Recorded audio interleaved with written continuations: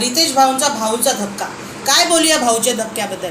असा धडाकेबाजा धक्का होता ना की त्यांनी जी शाळा भरलेली होती त्या शाळेमधल्या व्रात्य मुलांना किंवा जी उन्हाळ मुलं होती निकीसारखी जान्हवीसारखी त्यांचे कान पिळून त्यांना शिक्षा देऊन वटणीवर आणलेलं आहे. जान्हवीला जेलची शिक्षा देऊन तिला सुधरवलं, निकीला भांडी घासायची शिक्षा देऊन तिला सुधरवलं आणि त्यांच्या तोंडावरचा ताबा नीट करण्यासाठी ते नेहमी बोलले, ज्याच्या तोंडाला भान नाही त्याला या घरात स्थान नाही, हे त्यांचे शब्द होते. ज्याला बोलायचे भान नाही त्याला या घरात स्थान नाही, हे त्यांचे शब्द होते.